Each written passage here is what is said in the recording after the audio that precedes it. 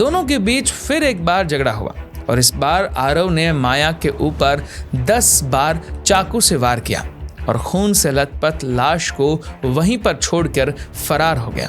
23 नवंबर 2024 बेंगलुरु के royal living hotel में दोपहर के करीब 12:30 बजे 19 साल की माया गोगोई डेका अपने 21 साल के बॉयफ्रेंड आरव हनोई के साथ होटल पहुंचती। स्क्रीन पर आप होटल के दिए सीसीटीवी कैमरे का फुटेज देख सकते हैं, जिसमें आप क्लियर देख सकते हो कि वो दोनों के बीच सब कुछ नॉर्मल लग रहा है। होटल में एंट्री करते वक्त वो लड़का माया को सोफे पर बैठने के लिए बोलता है और वो ऐसा क्यों करता है वो हम आगे जानेंगे। माया सोफे पर आराम से बैठकर फोन चलाने लगती। तब तक वो लड़का ऑनलाइन पेमेंट और 1 दिन के लिए रूम बुक करता है। सारी प्रोसेस हो जाने के बाद वो दोनों अपने रूम की तरफ चले जाते। आप फुटेज में ये देख सकते हैं कि रूम में जाते वक्त उस लड़की का बैग भी उस लड़के ने ही उठाया हुआ था। अब रूम में जाने के बाद जो होता है वो जानकर आपके होश उड़ने वाले हैं। अगले दिन यानी कि 24 नवंबर को होटल का स्टाफ उनके कमरे में फोन लगाता है और आरव से चेकआउट के लिए पूछता है। तो आरव उन्हें यह कहता है कि वो 1 दिन और होटल में रुकेंगे और अगले दिन चेकआउट करेंगे। 1 दिन और बीत जाता है। अगले दिन 11 बजे होटल का स्टाफ चेकआउट के लिए फिर से फोन करता है और आरव फिर से यही बात दोहराता है कि वो 1 दिन और रुकेंगे और अगले दिन यानी कि 26 तारीख को चेकआउट करेंगे। 26 नवंबर को आरव और माया को एक साथ होटल से चेकआउट करना होता है, पर सुबह करीब 8:09 पर आरव होटल से अकेला ही निकल जाता है। अब 11 बज चुके थे, इसलिए होटल का स्टाफ फिर एक बार रूम में चेकआउट के लिए फोन करता है, लेकिन कोई फोन उठाता नहीं है।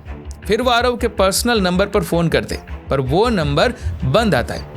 आरव के पर्सनल नंबर से जवाब न मिलने पर होटल का एक मेंबर रूम नंबर 101 पर जाता है। वो देखता है कि रूम का दरवाजा पहले से ही खुला हुआ है। वो दरवाजे को हल्का सा धक्का मार के खोलता है। दरवाजा खुलते ही अंदर का दृश्य देखकर होटल स्टाफ के रोंगटे खड़े हो जाते, क्योंकि वहां पर 19 साल की एक फैशन ब्लॉगर माया गोगोई डेका की लाश पड़ी हुई थी। होटल का स्टाफ ही देखकर डर जाता है और फौरन पुलिस को फोन लगाता है। थोड़ी ही देर में पुलिस वहां पर पहुंच जाती है और आगे की इंक्वायरी शुरू कर देती है। रूम नंबर 101 में आखिर हुआ क्या है? जब पुलिस ने इस वारदात का रिकॉर्ड चेक किया तो पता चला कि माया के साथ जो लड़का आया था वो आरव था और वो यहाँ पर 3 दिन रुका था। इसलिए पुलिस का पहला शक आरव पर ही गया था। लेकिन पुलिस के सामने सवाल था कि क्या ये 21 साल का लड़का एक मर्डर का मास्टरमाइंड हो सकता है, और अगर उसने ये मर्डर किया है तो 2 दिन तक ये लड़का उस लाश के साथ क्या कर रहा था। चलिए जानते हैं माया गोगोई के मर्डर की पूरी कहानी इस वीडियो में। 19 साल की माया गोगोई एक फैशन ब्लॉगर थी। दरअसल वो नौकरी करने के लिए इस वारदात से 1 साल पहले ही गुवाहाटी से बेंगलोर शिफ्ट हुई थी। वैसे तो माया एक एजुकेशनल कंसल्टेंसी फर्म में काम किया करती थी, साथ ही साथ मॉडलिंग और ब्लॉगिंग भी किया करती थी। घर वालों से दूर यहाँ वो अपनी बड़ी बहन और एक कजिन के साथ किराए के एक फ्लैट में रहती थी। एक दिन डेटिंग ऐप से माया की मुलाकात आरव से होती है और दोनों में दोस्ती हो जाती है। आरव केरल के कुन्नूर का रहने वाला है। एक दिन आरव माया से मिलने के लिए बेंगलुरु पहुंच जाता है और वहीं पर नौकरी करके सेटल होना चाहता था ताकि वो माया से डेली मिल सके। अब यहाँ से इनकी मुलाकातों का सिलसिला शुरू होता है। हालांकि आरव बेंगलुरु में नौकरी करना चाहता था, पर उसे कोई नौकरी मिल नहीं रही थी। अब ऐसे ही 15 दिन निकल जाते। आरव के पास पैसे खत्म होने की वजह से वो वापस अपने शहर कुन्नर लौट जाने का फैसला करता है, पर माया उसको नौकरी दिलाने में मदद करती है और एक कंपनी में महीने की 15,000 रुपये सैलरी की इंटर्नशिप लगवा देती है। बेंगलोर शिफ्ट होने के कुछ ही दिन बाद आरव ने माया के सामने लिव इन रिलेशनशिप का प्रपोजल रखा, जिसे माया ने साफ मना कर दिया। हालांकि माया ने लिव इन रिलेशनशिप को मना कर दिया था, पर दोनों की मुलाकातें अक्सर हुआ करती थी। 23 नवंबर 2024 शुक्रवार माया अपनी बड़ी बहन को कॉल करती है और वो कहती है कि आज मैं घर नहीं आऊंगी क्योंकि मैं एक पार्टी में जा रही हूँ और कल तक वापस घर आ जाऊंगी, तो तुम मेरा इंतजार मत करना। यहाँ पर माया ने अपनी बहन से झूठ बोला होता है। दरअसल वो आरव के साथ उसी होटल में जा रही थी जिस होटल में उसका मर्डर होने वाला है, पर उसे कहाँ पता था कि ये रात उसकी जिंदगी की आखिरी रात है। अगले दिन माया के फोन से उसकी बहन के पास एक मैसेज आता है कि वो आज भी घर नहीं आएगी क्योंकि उसे एक ऑफिस की पार्टी की वजह से बाहर जाना है। अब ये मैसेज आरव ने किया था या माया ने, इसके बारे में जानकारी आज तक नहीं पता चल पाई है। होटल के मैनेजर ने पुलिस को फोन करके इस हत्याकांड की जानकारी दी थी, पर पुलिस जब घटनास्थल पर पहुंची तो इस लड़की की बॉडी देखकर वो भी हैरान रह गए थे। कमरे में जगह जगह खून के निशान थे। शुरुआती इन्वेस्टिगेशन में ये पता चला कि माया के ऊपर 10 बार चाकू से वार किया गया था। पोस्टमार्टम की रिपोर्ट में ये आया कि माया की मौत सीने पर लगी कोई एक गहरी चोट से हुई थी। हो सकता है माया की आरव से हाथापाई भी हुई हो। अब सवाल ये था कि क्या उसने माया को चाकू मारने से पहले पीटा या फिर चाकू मारने के साथ साथ पीटा। क्राइम सीन पर पुलिस को एक चाकू मिलता है और एक नायलॉन की रस्सी मिलती है जो कि एक डिलीवरी ऐप से मंगाई गई थी, क्योंकि वहां पर एक रसीद पड़ी हुई थी जिससे इसकी पुष्टि हुई। पुलिस को यह भी पता था कि आरव चाकू अपने साथ लाया था क्योंकि उसने होटल से भी कोई चाकू नहीं लिया था और उस रसीद में किसी भी चाकू का कोई मेंशन नहीं था। तो ये बात तो क्लियर है कि आरव माया को इस होटल के अंदर लाया ही था मारने की नियत से। उसके बाद जब पुलिस ने माया के फोन को चेक किया तो उन्होंने ये पाया कि ये फोन 24 नवंबर से ही बंद था, यानी कि जो मैसेज माया की बहन को किए गए थे वो मुमकिन है कि आरव ने ही किए थे। पुलिस वहां के सीसीटीवी कैमरास को चेक करना शुरू करती है।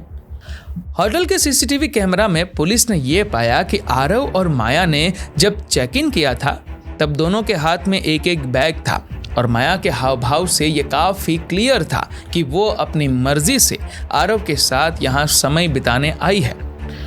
रूम में चेक इन करने से यानी कि 23 नवंबर से लेकर 26 नवंबर तक दोनों में से कोई भी रूम से बाहर नहीं निकला था, लेकिन होटल वालों को इस बात का कोई शक नहीं हुआ क्योंकि ये यंग कपल है, अपने प्राइवेट टाइम को बिताने के लिए आए हैं, इसी वजह से रूम से बाहर नहीं निकल रहे। पर होटल वालों को शक होना चाहिए था क्योंकि 2 दिन तक आरव ने होटल से कोई भी ऑर्डर नहीं किया था। ऐसा कैसे हो सकता है कि 2 लोग होटल में रुके और 2 दिन तक खाने का कोई भी ऑर्डर ना करें। 26 नवंबर 2024 जब आरव होटल से बाहर निकला, सीसीटीवी फुटेज में पाया गया कि आरव ने वही वाइट कैप पहनी हुई है जो कि वो पहन के आया था और उसके पास कोई बैग भी नहीं है, जबकि वो अपने साथ एक बैग भी लाया था। सीसीटीवी फुटेज देखकर ये बिल्कुल साफ हो चुका था कि आरव ही माया का कातिल है। पुलिस ने शक के आधार पर आरव के ऊपर इंक्वायरी करना शुरू किया। इन्वेस्टिगेशन से पुलिस को पता चला कि मर्डर करने के उसके बाद 2 दिन तक आरव उसी रूम में था। उसने वहां पर बैठकर बहुत सारे सिगरेट्स भी पिए थे और 2 दिन बाद जब बॉडी से बदबू आने लगी तो वो वहां से भाग निकला। होटल से निकलने के बाद उसने एक कैब बुक की और वो एयरपोर्ट के लिए निकल गया। इस इन्वेस्टिगेशन के बाद पुलिस ने यही कहा कि ये एक प्री प्लान्ड मर्डर था क्योंकि आरव चाकू अपने साथ लेकर आया था और नायलॉन की रस्सी ऑनलाइन मंगवाना ही उस बात का सबूत था। पुलिस भी इस बारे में सोचकर हैरान थी कि एक 21 साल का लड़का एक 19 साल की लड़की का मर्डर करने के लिए किस तरीके से प्लानिंग कर सकता है। ये तो फाइनल हो चुका था कि माया मर्डर आरव नहीं किया है, इसीलिए पुलिस ने आरव को पकड़ने के लिए 3 टीम्स बनाई। बेंगलोर से फरार होने के बाद आरव मध्य प्रदेश, हरियाणा और राजस्थान से होते हुए वाराणसी पहुंचा। यहां पहुंचने के बाद उसने 28 नवंबर को अपना फोन एक बार स्विच ऑन किया, जिसकी वजह से पुलिस ने इसकी लोकेशन को ट्रैक कर लिया। 29 नवंबर 2024 आरव फिर एक बार बेंगलोर वापस पहुंचता है, पर उसे नहीं पता था कि पुलिस उनका बेसब्री से इंतजार कर रही है। आरव एयरपोर्ट से निकलकर कुछ ही दूर पहुंचा था कि पुलिस ने वहीं पर दबोच लिया। गिरफ्तारी के बाद आरव ने भागने की कोई कोशिश नहीं की और अपने जुर्म कबूल भी कर लिए कि उसी ने माया का कत्ल किया है। लेकिन उसने माया का मर्डर क्यों किया है, इस जानकारी को बताने से उसने मना कर दिया। उसने कहा कि ये मेरा पर्सनल रीजन है और ये जानकारी मैं आपको नहीं बता सकता। अजीब सी चीज है ना कि 21 साल का एक लड़का मर्डर को एक्सेप्ट तो कर रहा है, पर उसकी वजह पर्सनल बताकर पुलिस को बताने से इनकार कर रहा है। पर पुलिस के आगे उसकी एक भी नहीं चलती और उसे पूरी बात बतानी पड़ती है। आरव ने कहा कि माया से उनकी मुलाकात एक डेटिंग ऐप से हुई थी। आरव काफी शांत किस्म का और अपने आप में खुश रहने वाला इंसान था, जिस वजह से माया ने उसे बेंगलुरु में नौकरी भी दिलाई थी, जिस वजह से दोनों की दोस्ती प्यार में बदल गई। यहाँ पर प्रॉब्लम ये थी कि माया एक आउटगोइंग लड़की थी। उसके काफी सारे दोस्त थे, काफी पार्टियां भी किया करती थी, जिस वजह से आरव को ये चीज खटक रही थी। आरव ये सोचता था कि मैं इस लड़की के लिए अपना घर छोड़कर यहाँ शिफ्ट हो गया, पर यह मुझसे ज्यादा अपना समय अपने दोस्तों को देती है। अब इसी वजह से इन दोनों के बीच में झगड़े होना शुरू हो गए और इसी वजह से आरव ने माया को लिव इन रिलेशनशिप में रहने के लिए कहा था, जिसे माया ने साफ मना कर दिया था। फिर एक दिन आरव ने माया से कहा कि हम साथ में तो नहीं रह सकते, पर क्या कुछ समय अकेले में यानी कि किसी होटल में तो बिता सकते हैं ना, जिसके लिए माया ने हाँ कर दी। तभी ये लोग रॉयल लिविंग होटल में गए थे। होटल में पहुंचने के बाद इन एक बार फिर से दोनों के बीच इसी बात को लेकर झगड़ा हुआ। आरव ने कहा कि तुम बाहर क्यों जाती हो, इतने लोगों से क्यों मिलती हो। माया का कहना था कि दोस्तों से मिलना और बाहर जाने में क्या गलत है, मेरी लाइफ है, मैं कहीं भी जाऊं। इस बात से झगड़ा और बढ़ गया।